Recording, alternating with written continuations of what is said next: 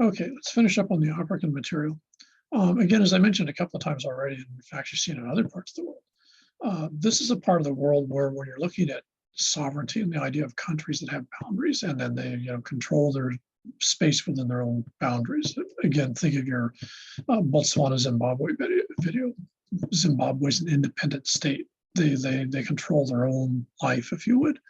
But of course, as we know, every place else is just because you have a boundary doesn't mean you actually control one, the things within that boundary, and two, you're not immune to anything outside of that area also.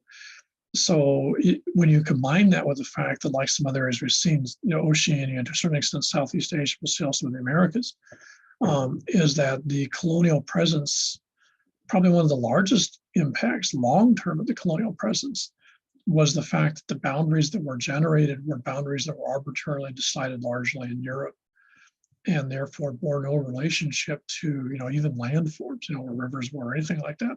But certainly bore absolutely no relationship to past histories, ethnic, social relationships. So when you look at boundaries in Africa, you're not looking at countries which are defined. When you think of Europe, you can think of someplace like France, and to a certain extent, within the boundaries of France, the people speak French, and they do, have similar sort of normative values, et cetera. That makes it different than the Dutch. So there's this sort of idea that national boundaries reflect differences.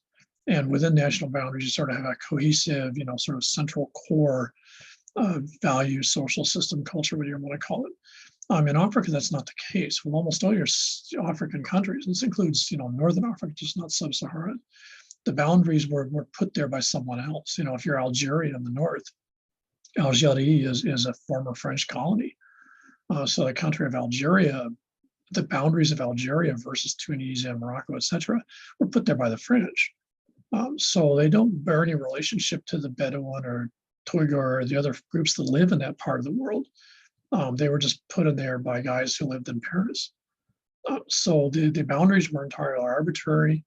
And what that means is when these places become countries, there's no sense of unified purpose. They don't share a common history. They don't share a common set of values or attitudes. There's nothing that would make them what you call nation states. They're just collections of people within a particular set of boundaries that now become independent. Now, when you combine that with the fact that much of this particular region wasn't actually subject to large, geopolitical entities, unlike Asia or even as much of the Americas, you didn't have large, for much of the African continent, you didn't have large states that ran large parts of the continent. There were states that occasionally came to power, but they were largely trade states, and they really didn't have a lot of stamina. They didn't have a lot of longevity to them. And so most of this area was just folks like doing their own thing in their own place. In that regard, it's actually much closer to what you'd find, for example, in much of Oceania.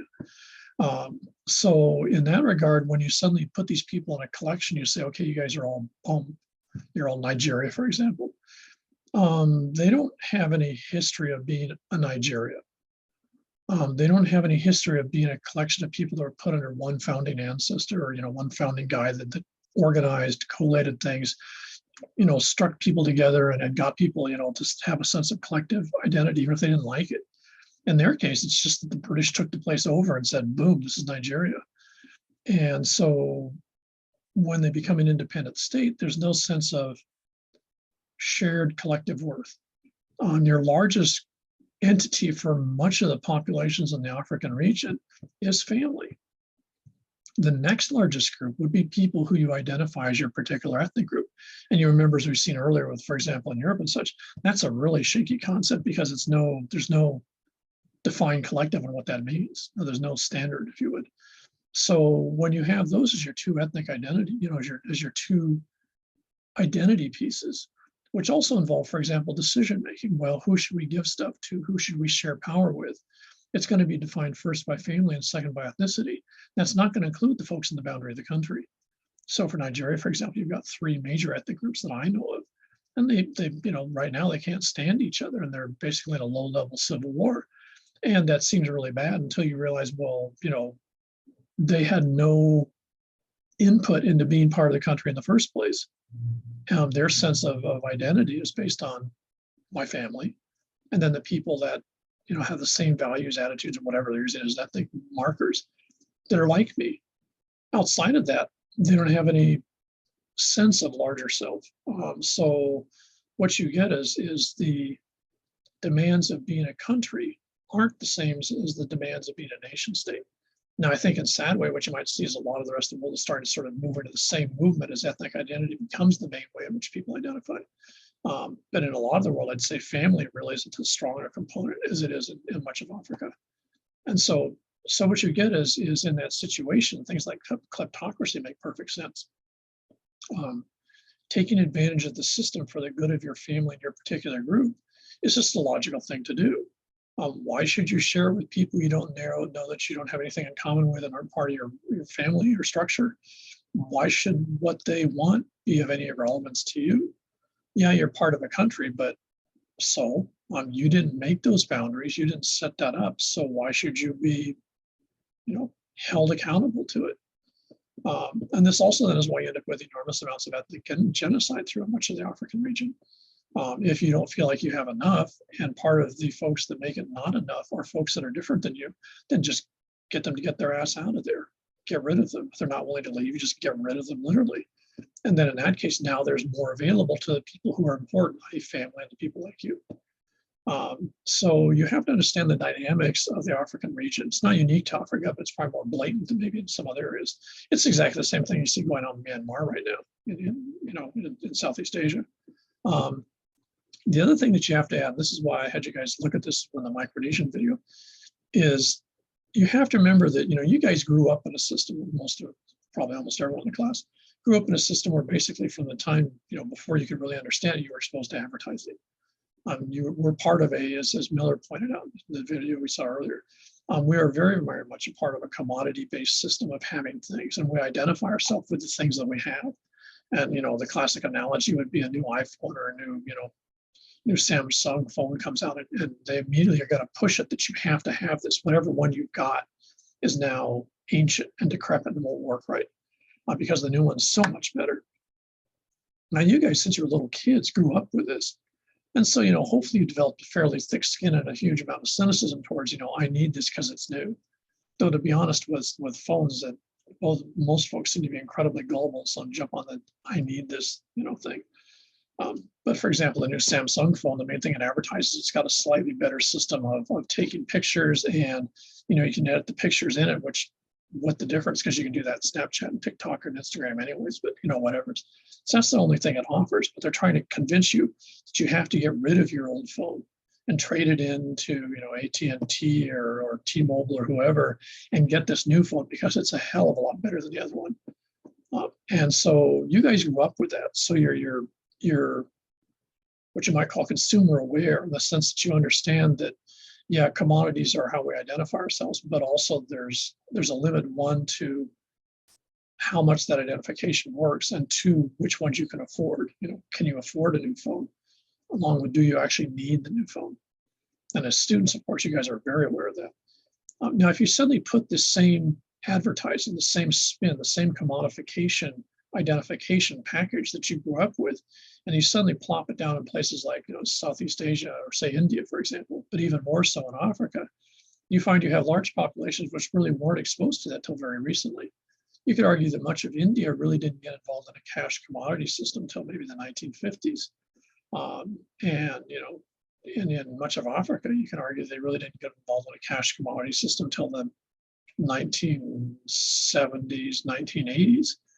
So you have huge numbers of people that suddenly have woke up to the fact that they need things. They need a new phone. They need a new pair of Michael Jordan shoes. They need all the stuff they see, because you have to remember they're on Facebook, they're on social media, so they're seeing all these advertising, and they're seeing all these people on TikTok saying, "Oh, you need to get this new brand of cosmetics because it works better, and you'll be beautiful," and da da da da. And they need all that stuff, but they don't have the almost generations of willpower that have sort of built up with the idea that you understand that there's nothing necessarily in it for you buying that new brand of cosmetics, just someone wants you to buy it. They don't have that part of sort of built-in, it's like a cynicism, for lack of a better term. And so what they do get is they look around them and they realize that given how little they make, such much of Africa is stunningly poor, that all the stuff they see on social media, they can't get it. Even if it was available there, which it might not, but even if it was available, they can't buy it because they have no money. And most importantly, they're willing to work for it, but they have no way to get the money. So this stuff is, it's unobtainable. It's unobtainable because they can't have it. They can't have it. They can't work for it because there's no way to generate the revenue to have it. So they see this stuff, and it's like an itch you can't scratch. They just more and more they look around them and they try to figure, well, why can't I? I mean, the people on TikTok that are posting these videos obviously have it, and obviously since other people are liking that video, that means other people have it. So how come all these other people have this stuff and I can't, and more likely we can't? And so what happens is you then look around you and you find, as we're prone to doing, especially with ethnocentrism, you find someone and something to blame. And that's usually the folks that are different than you. So rather than, saying, well, maybe the leaders in our group are taking all the money, you start to look around and say, well, if these folks that are speak a different language and act funny and do different stuff, if they weren't here, then there would be enough and I would be able to get this stuff. And then it generates even more of this, genocide or ethnic, friction. And what that also means, if you end up in a position of authority, you're even more motivated to get involved in a kleptocracy system. Because you have to remember, kleptocracy means institutionalized corruption. It's different than me stealing stuff. If I just decide that, Shamwa doesn't pay me enough, so I should just take it. Okay, that's just me being corrupt. But if you have an institutionalized corruption, it means anyone in a position of authority feels like it's almost their obligation to take advantage of the system and take as much as they can get their hand on. And their logic is going to be, well, if I don't do it, then someone else is going to take it. And this is a huge problem when you deal with funding, whether it be United Nations funding, American funding, Oxfam, whoever it is, why they have huge problems in Africa. And you've seen basically almost no change for the millions and billions of dollars poured into many African states. It's because none of it ever gets anywhere. It just vanishes in the elites who basically have access to the bank accounts, if you want to think of it that way, and it just sort of vanishes in their family and their particular group. And the money never gets to the schools or the medical systems or food or whatever that it's actually intended to be. There was a real depressing study done almost 20 years ago about a big push when Somalia was in the middle of one of its nightmare wars. And there's this huge aid thing that was pushed by Europe and the United States, and millions of dollars in food were sent to this part of Africa to help people who were starving to death. And then about a year later, some folks did a study and realized that basically none of that food got to the folks that were hungry. In many cases, the food got to the country, and then the folks there that had access to it sold it. And so what happened is all the good intentions of folks in the rest of the planet didn't result in any change in the place. And of course, the folks that actually didn't get the food, that thought they were going to get something, were even more pissed off at the folks outside of the country because they thought that they were just, making noise or something like that. And this is very typical, sad to say, of Africa, but also of other regions. But especially in Africa, this idea that traditional forms of aid, money or resources or something that are given to a country because they're a sovereign country, you can't tell them how to disperse it. So if you're in the United States, you can give money to Sudan, for example, but you can't specify to Sudan how they're going to spend it because it's their country. You gave them the money, they get to spend it the way they want to, and they'll say, yeah, okay, we'll spend these $50 million in educational support. And, if you try to go into the country and figure out where that money went, one, no one's going to talk to you. And two, to be honest, in places like Sudan, you might be lucky if you get out there without bullet holes because it's in no one's interest to find out. What they want is the $50 million. They're, in many cases, are not particularly interested in improving educational resources for the country. They might very well improve the educational resources for their particular ethnic group or their part of the country. But their sense of identity is not based in the boundaries of the place. In other words, the boundary of the place, its country, is not the basis of their sense of identity. And this is the huge nightmare that makes up Africa. There are ways to change this, but what it means, among other things, is that the way that people see aid, how do you assist people in this part of the world, has to radically change. And the perfect example would be what the Chinese are going through. In the last 5 to 10 years, the Chinese have really just aggressively moved into Africa to replace American and European aid with Chinese aid. And they've got a bunch of very, blatant, not too subtle reasons why they want to, access to resources, et cetera, et cetera. I mean, it's just neocolonialism again, just Chinese spin on it. But the ironic thing now is they're now complaining because a lot of the money's, quote, disappearing. What a surprise. They're trying to build this huge railway system through Africa, and it's getting almost nowhere. They're having to now send military troops in to protect their workers because the folks in the local region are predating on the Chinese workforce, which they see as being incredibly wealthy, which they are by their standards, et cetera. So the Chinese basically are finding themselves in the same situation the Americans or the Brits or the Dutch or someone else did, or do in this particular region. And they're real unhappy about it because apparently they thought that this type of sort of predation or manipulation of gifts or of support was peculiar to the Europeans as sort of a form of punishment for their colonialism. And ironically, this whole thing was set up by colonialism, but right now in much of Africa, they don't care who's giving it. They're willing to take it, but it's not probably going to go where it's supposed to.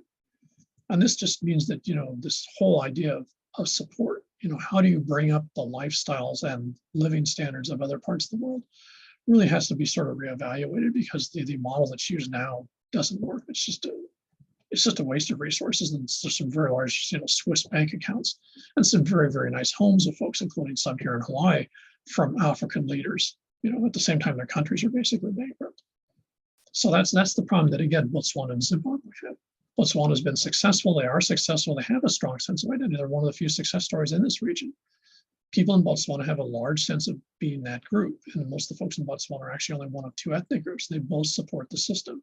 So it is sort of a nation state. Zimbabwe, on the other hand, it's a classic colonial state or post-colonial state. And so your elites in Zimbabwe are doing very, very well. They're incredibly wealthy.